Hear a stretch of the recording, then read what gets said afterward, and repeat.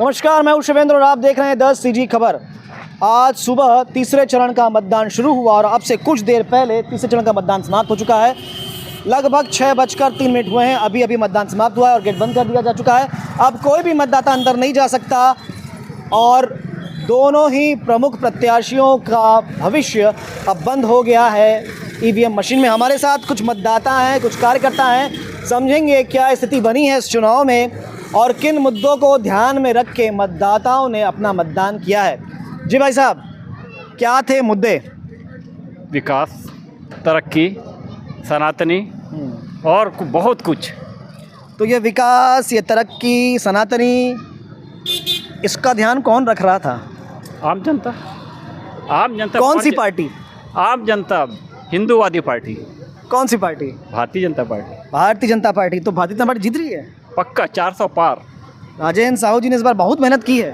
मेहनत उनके धरी रह जाएगी। एक एक कार्यकर्ताओं के घर घर गए हैं और साहू समाज का मुद्दा भी था, 1 लाख रुपए का भी मुद्दा था, युवाओं का कर्जा माफ़ी होगा, कृषकों का कर्जा माफ़ी होगा। तो कैसे जीत पाएगी भाजपा? अपने मामा घर से पैसा लाएंगे क्या देने के लिए?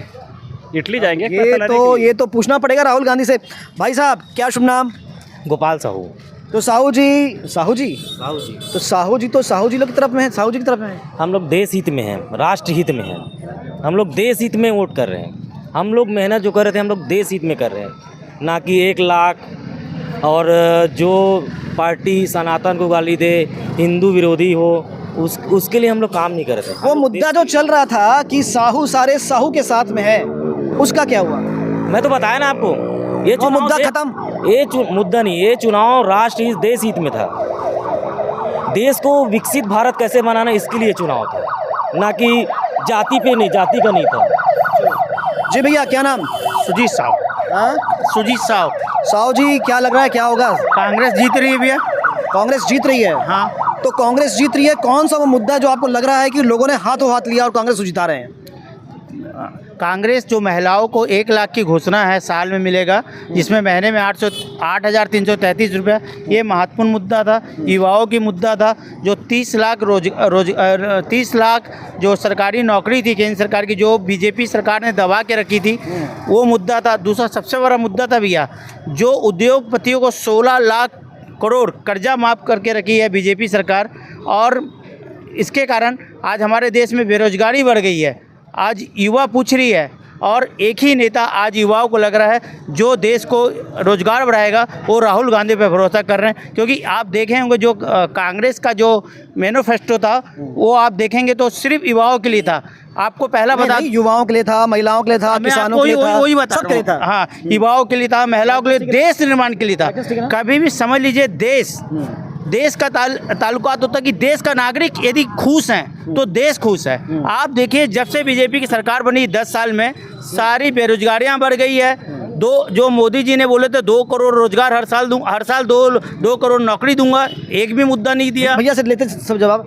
भैया ये तो कह रहे हैं कितना सारा मुद्दा था, 2 करोड़ नौकरी आप लोगों ने नहीं दी, और युवा परेशान है ना, ये भी ना, महिला भी परेशान है। जी भैया, किसान भी परेशान, ऐसा बता रहे हैं भैया। कांग्रेस जो 70 साल में गरीबी हटा नहीं पाई, वो क्या भाजपा को बोलेगी?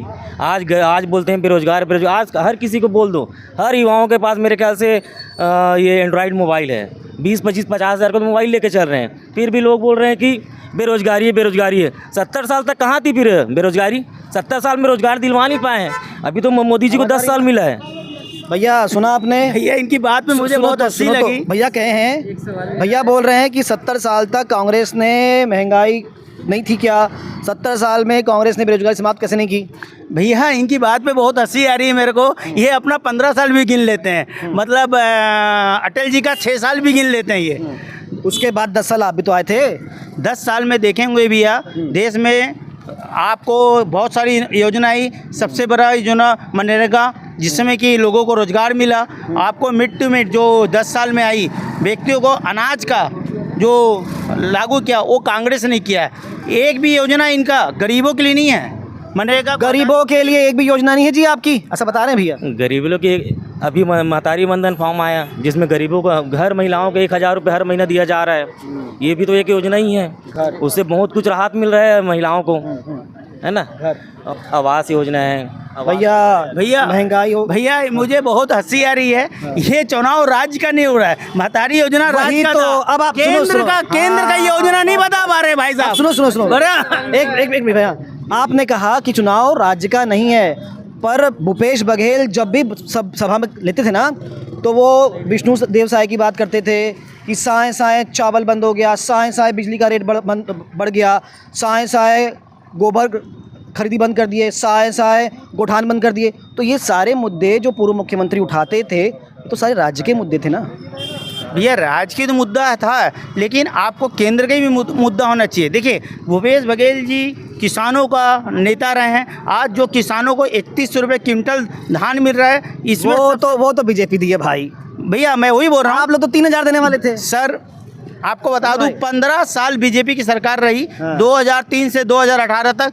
बताइए किसानों का 1800 रुपये क्विंटल ज़्यादा धान लेके गया क्या? कांग्रेस जैसी सरकार बनी, हमारे ही ये योजना थी कि 25 रुपये क्विंटल धान किसान को देंगे। आप 2500 दे रहे थे और किसान को कर्जा भी माफ किया हमने। हाँ अभी इस बार फिर से आप लोग बोले थे कर्जा माफ करेंगे। बिल्कुल करेंगे भैया, केंद्र में सरकार बनी थी, बिल्कुल करेंगे। कर्जा माफ करेंगे बोले थे, और बीजेपी वाले नहीं बोले थे कर्जा माफ करने के लिए, तब भी जनता बीजेपी को जिता दी। 2 साल का बकाया बोनस दे दिए बीजेपी वाले, 31 रुपये भी दे दिए, साए साए उन लोग भी काम कर दिए भैया।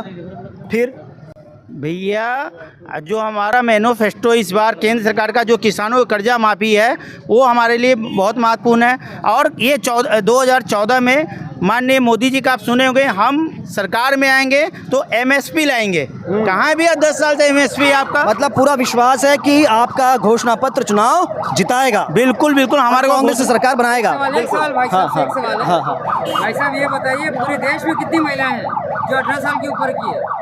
भैया मैं इसका जवाब बिल्कुल मैं इनका जवाब दे दूंगा।